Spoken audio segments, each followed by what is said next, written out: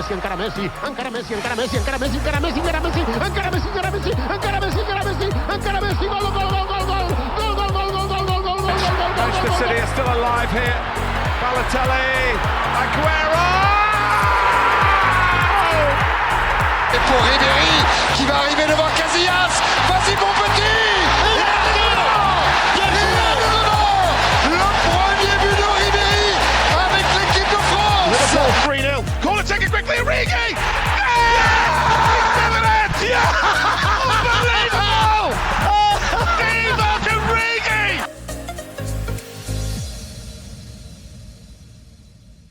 Bonjour à tous et à toutes et bienvenue dans cette nouvelle semaine de football sur Passion Foot. Aujourd'hui, on va vous parler bien évidemment des actualités de la semaine, avec au sommaire du jour de nombreux sujets comme le mercato du Racing Club de Lens, l'avenir du champion du monde Paul Pogba ou encore le prêt de l'État pour pallier au retrait des diffuseurs télé. Tout cela sera retrouvé tout de suite dans notre débat du jour. Il lui a donné son numéro de téléphone et il lui a demandé où l'année prochaine il allait l'entraîner et qu'il le suivrait quoi qu'il arrive. Non, Annecy, je vous le dis. Et pour animer ce débat, je suis bien évidemment toujours avec Brieux. Comment ça va, Brieux ? Ça va super, et toi, Charles ? Ça va magnifiquement bien. Et Mathéo, toujours, qui est présent au poste. Bonjour Mathéo. Bonjour à tous. Messieurs, merci encore d'être présents pour cette émission. Le premier sujet de la semaine, on a beaucoup parlé. Le RC Lens remonte officiellement en Ligue 1. On en a d'ailleurs parlé la semaine dernière dans notre débat, que vous pouvez d'ailleurs retrouver sur notre chaîne. Et le club n'est donc pas venu faire de la figuration en Ligue 1. Franck Hayes a d'ailleurs été confirmé sur le banc du RCL pour au moins 2 saisons. Mais c'est sur le mercato, avec de nombreuses pistes, que l'on va s'attarder aujourd'hui. Mathéo, est-ce que tu peux nous en dire un petit peu plus par rapport à toutes les cibles que piste le RC Lens ? Oui, c'est ça, Charles. T'as tout dit. Le RC Lens a été actif cette semaine sur la planète football, et notamment par les rumeurs.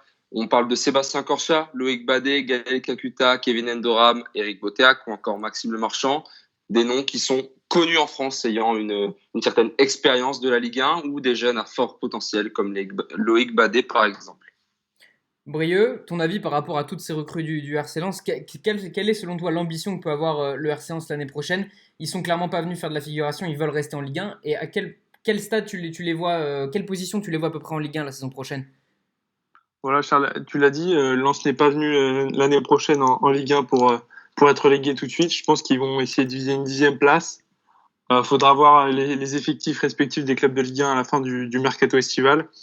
Mais je pense que ça peut être une place honnête, surtout quand on voit le recrutement, comme l'a dit Mathéo, qu'ils sont en train d'essayer de faire, avec un mix entre des joueurs d'expérience qui connaissent bien la Ligue 1 et des grands joueurs, à l'image de Sébastien Corchia qui a eu une sélection en équipe de France par le passé, Eric Boteac qui connaît bien le championnat, mais aussi des jeunes qui ont envie de croquer à pleines dents dans la Ligue 1 et de montrer toute l'étendue de leur talent. Donc je pense que ça peut être un super mix entre les deux cas. Il y a quand même un effectif qui est quand même très, très fourni au RC Lens. Il y a quand même aussi des vétérans qui sont déjà là, qui sont déjà en place. On pense aux gardiens Jean-Louis Leca ou encore Guillaume Gillet ou Cahuzac. Ce sont quand même des joueurs qui ont le niveau type Ligue 1. Mathéo, on est quand même sur une équipe qui vraiment cherche à aller en Ligue 1 depuis plusieurs saisons, qui a l'effectif d'une équipe de Ligue 1 qui a jamais réussi. Est-ce que tu penses que ça peut pas porter préjudice justement d'avoir une équipe aussi fournie et on ne sait pas trop vraiment comment les juger pour la saison prochaine ? Est-ce que ça peut pas être un problème d'avoir un effectif comme ça qui est nouveau, qui cherche qui se cherche et qui veut chercher plus haut aussi ? Non, je pense pas. Ils ont un très bel effectif, comme tu as pu le dire. Ils ont réussi à trouver une certaine stabilité qu'ils cherchaient depuis quelques années. Ils rehaussent leur ambition. Là, on a vu une augmentation du capital de 20 millions d'euros. Donc, on estime une enveloppe au mercato d'environ 10 millions d'euros. Donc, c'est quand même une très belle enveloppe pour un club promu. Donc voilà, il y a de belles pépites aussi, comme Simon Banza, j'en avais parlé la dernière fois au dernier podcast, qui est un très bon joueur. C'est un mix entre des jeunes pépites et des cadres qui ont une belle expérience en Ligue 1. S'ils peuvent venir apporter encore un peu plus de cadres, comme l'a dit Brieux avec Sébastien Corchia ou encore Gaël Kakuta qui a été cité également dans les rumeurs, ça peut faire une très belle équipe de Ligue 1 la saison prochaine et pourquoi pas une belle surprise. Et une petite dernière question, Brieux, par rapport à l'entraîneur. Il y a une certaine continuité. Franck Hayes a donc confirmé lui-même qu'il serait sur le banc pour les 2 prochaines saisons du RC Lens. Il y a cette continuité aussi dans le projet du RC Lens qui est quand même très intéressante, non ? Je suis totalement d'accord avec toi, Charles, sur ce point-là. Je pense que quand on est un club promu, c'est mieux de rester dans la continuité avec son coach et une partie de son équipe. Bien sûr, il faut les renforcer avec des joueurs d'un niveau peut-être un peu plus supérieur pour être sûr, en tout cas pour mettre toutes les chances de son côté de rester en Ligue 1. Mais la continuité est une partie très importante à avoir en tête.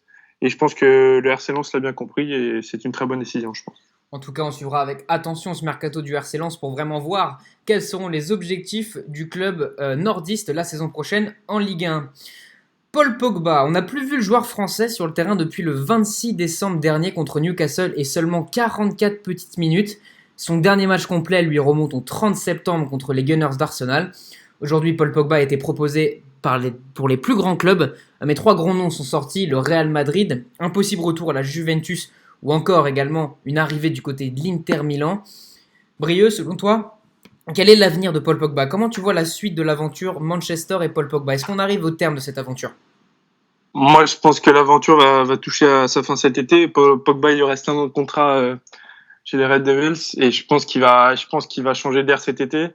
Moi, je le verrais bien rentrer en Italie, plutôt du côté de la Juve que de l'Inter, parce que la Juve, c'est plus attractif que jamais, hein, depuis l'arrivée de Cristiano Ronaldo. La Juve se place toujours plus dans les favoris pour la Ligue des Champions. C'est un titre qui manque à la carrière de Paul Pogba. Et je pense aussi qu'il aimerait jouer avec un joueur comme Cristiano Ronaldo qui pourrait beaucoup lui apprendre et lui donner, par exemple, une certaine rigueur au niveau du professionnalisme à avoir à l'entraînement.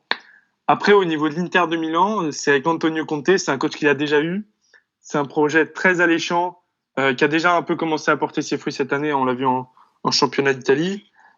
Donc, il faudra voir, mais moi, je le verrais plutôt du côté des Bianconeri que d'un autre club. Bien évidemment, on a aussi beaucoup parlé l'été dernier d'une possible arrivée de Paul Pogba en Espagne du côté du Real Madrid. Il y a eu beaucoup de contacts qui ont été faits entre Zinedine Zidane et le joueur français. Mathéo, est-ce que tu penses que le Real Madrid, c'est vraiment le bon club pour Paul Pogba pour qu'il retrouve le niveau qu'on a vu par exemple à la Coupe du Monde 2018? Est-ce qu'il faut qu'il aille au Real Madrid, Paul Pogba?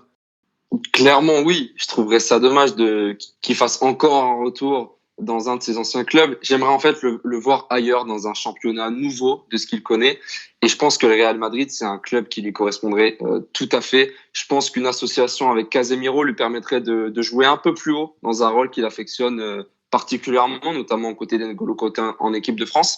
Et je pense que voilà, j'aimerais bien le voir aux côtés de Zidane, voir ce que ça peut faire. Je pense que ça pourrait lui permettre de retrouver un haut niveau et même encore de progresser encore plus.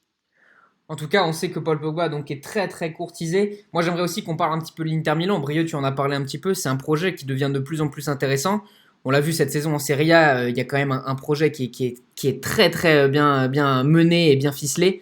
On parle notamment donc bien évidemment du crack Lautaro Martinez, Romelu Lukaku, il y a plein de jeunes qui sont là. Est-ce que vous ne pensez pas que Pogba pourrait être un peu la figure de proue de ce club-là aussi, sachant qu'il y a quand même son ami et Romelu Lukaku?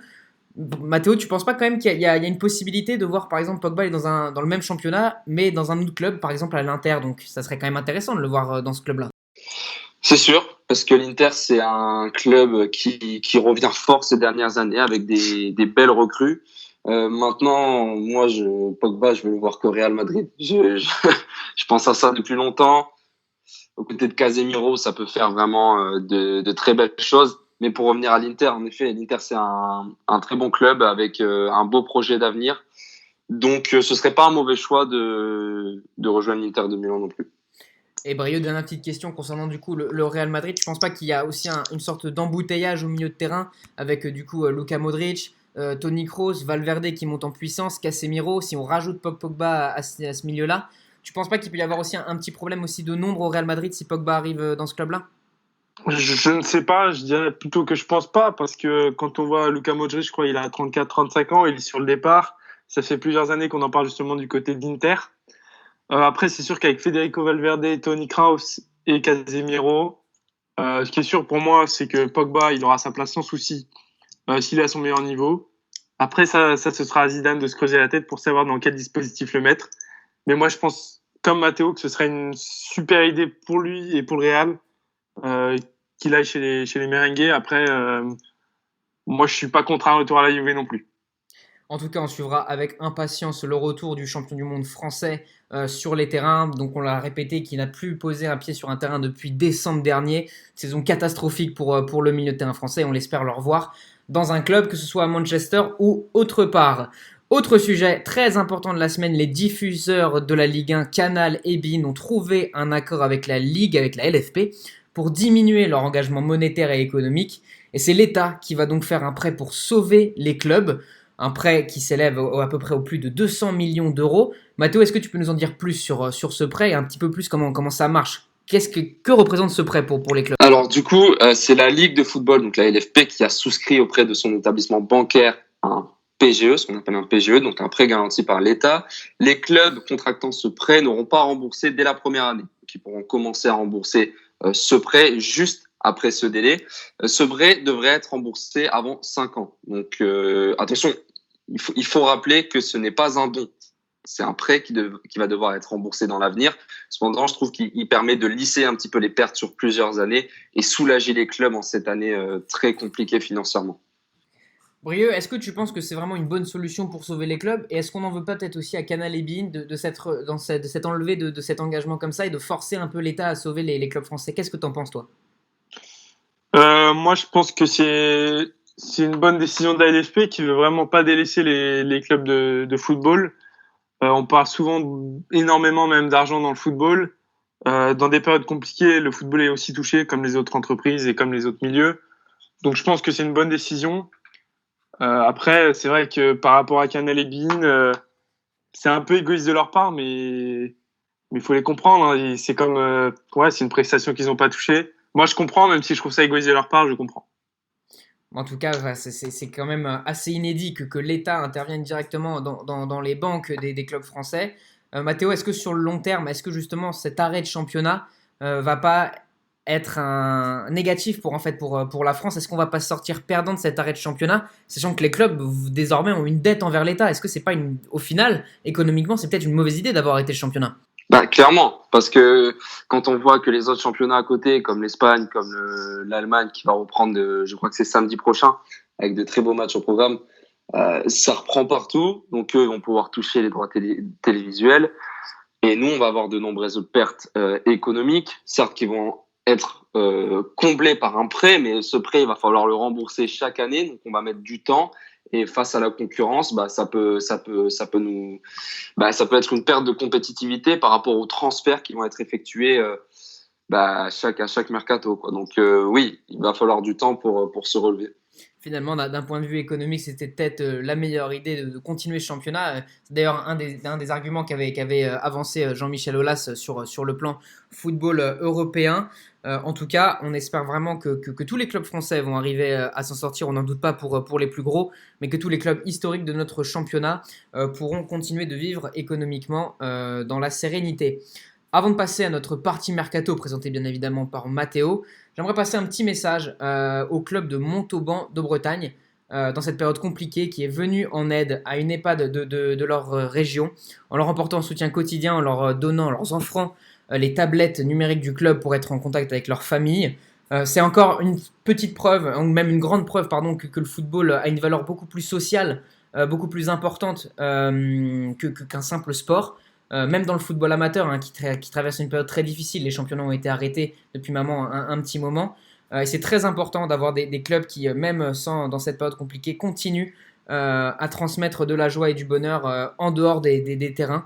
Et on invite bien évidemment le plus de clubs à reproduire ces actions afin que tout le monde puisse sortir gagnant de ce confinement sur tous les points. On va tout de suite passer à la partie Mercato, présentée par Mathéo. Mathéo, c'est à toi. On est parti tout de suite, messieurs, du côté de l'OGC Nice qui fait le ménage. En effet, le club ne conservera pas ses joueurs prêtés avec option d'achat. On parle de Adamounas, Moussa Wagué ou encore Durmisi. Le club pourrait aussi perdre, sauf retournement de situation, son défenseur Malang Sarr, donc des pertes très importantes quand même pour l'effectif niçois qui devra faire un mercato intelligent pour continuer son développement sportif la saison prochaine. On part en direction de l'Espagne où le Mundo Deportivo nous apprend un fort intérêt du Real Madrid pour l'ancien Marseillais Lucas Ocampos. Donc c'est une information complètement folle et qui confirme la superbe saison de l'attaquant argentin en Espagne. Du côté de l'Angleterre, Willian, en fin de contrat avec Chelsea, aurait donné son accord pour rejoindre Tottenham. Information à prendre avec des pincettes, car rien n'est encore officiel. Mais messieurs, vous comprenez le choix du joueur brésilien de rejoindre Tottenham ? Alors personnellement, je comprends. J'avais vu qu'il avait dit dans une interview que s'il n'y avait pas de problème avec les supporters de Chelsea, même si à mon avis il y en aura, lui il préférait rester à Londres pour des questions bien évidemment familiales. Donc à ce moment-là, bien évidemment, on comprend ces choix-là quand ça touche au point de vue personnel.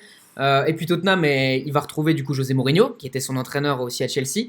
Tottenham, malgré leur saison qui est quand même très moyenne, va pouvoir se relancer avec un mercato quand même plus intéressant. Après, il est un peu vieux. Je ne sais pas si pour Tottenham, c'est la meilleure des solutions. En tout cas, pour Willian, c'est un choix qui personnellement est intéressant, mais aussi sportivement. Donc ça se comprend du côté de Willian en tout cas. Moi, je te rejoins, Charles. Après, du côté de Tottenham, il y a pas mal de concurrence sur les ailes, avec Son, Lucas ou encore Lamela notamment. Donc, il faudra voir s'il arrive à faire son trou, mais c'est un super joueur de ballon. Et je pense que c'est une bonne idée pour lui qu'il change d'air. De toute façon, il est en fin de contrat. Donc on verra. Eh bien, on suivra ça de près dans les jours à venir. On part du côté de l'Italie. Un joueur qui fait sensation cette saison, c'est Jérémy Boga. Il est courtisé par de nombreux clubs européens. Parmi eux, on peut citer l'AS Roma ou Everton. Messieurs, vous qui aimez bien le championnat italien, plus particulièrement Brieux, qu'est-ce que t'inspire ce joueur ? Est-ce qu'il aurait les épaules pour jouer dans un club un peu plus huppé avec une plus grosse pression ? Moi, je pense qu'il aurait totalement sa place dans un grand club. Il a sorti une saison vraiment très bonne du côté de Sassuolo. Il a pas mal marqué, notamment contre les gros. Il a vraiment impressionné en Serie A. Tous les journaux le présentent vraiment comme un crack qui s'est confirmé. Donc, faudra voir s'il arrive à réaliser les mêmes performances d'un échelon au-dessus. Mais moi, je trouve qu'il a vraiment réalisé une bonne saison. Il a marqué 8 buts et délivré 4 passes décisives en 24 matchs de Serie A. Ce qui est très bien pour une première saison, si je me trompe pas, en Serie A. Et non, c'est un très bon, une deuxième saison. C'est un très bon joueur. Bien. Et puis on va finir cette rubrique Mercato par la grosse rumeur de la semaine. C'est le transfert de Sané en direction du Bayern de Munich. Donc selon plusieurs médias, le transfert pourrait se conclure rapidement et pour une somme aux alentours de 50 millions d'euros. Ça fait quelques temps quand même que cette rumeur persiste. Charles, Sané au Bayern de Munich, c'était inévitable. C'était inévitable dans le sens où déjà l'année dernière, on en parlait beaucoup du côté du Bayern de Munich, bon, pour un prix qui était quand même beaucoup plus conséquent que ce qu'on annonce aujourd'hui, en fonction bien évidemment de la situation. Mais je pense que c'est un club qui est vraiment fait pour lui. Déjà, il retournera en Allemagne, et ce qui est vraiment, on va dire, je pense que c'est un football qui est vraiment fait pour ce mec-là. Surtout que ça peut être très très intéressant du côté du Bayern de récupérer un joueur comme Sané. Après, est-ce qu'ils ont vraiment envie de mettre autant d'argent sur un joueur qui a fait que 13 minutes cette saison? C'était au Community Shield, donc c'est quand même pas grand chose. Son dernier match, vous voyez, c'était le 4 août. Il a plus mis le pied sur un terrain. Attention quand même à pas récupérer un joueur qui est fragile et qui pourrait par la suite, on va dire, causer des problèmes dans l'infirmerie du Bayern de Munich. Mais sans les blessures et sans la situation actuelle, bien évidemment que c'est une bonne chose pour Leroy Sané et pour le Bayern de Munich qui continue un peu sa transformation, quoi. Merci à vous pour vos avis, les gars. Et puis, c'est tout pour moi. Merci beaucoup Mathéo pour cette magnifique rubrique Mercato. Nous avons donc balayé l'actualité de la semaine. Nous avons bien évidemment espéré que vous avez aimé ces actualités. On vous retrouve très bientôt pour la partie débat qui sera consacrée à l'équipe type de notre championnat. Merci beaucoup, abonnez-vous. Au revoir. Manchester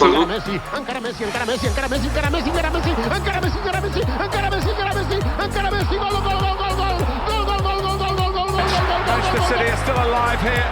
Balotelli, Aguero!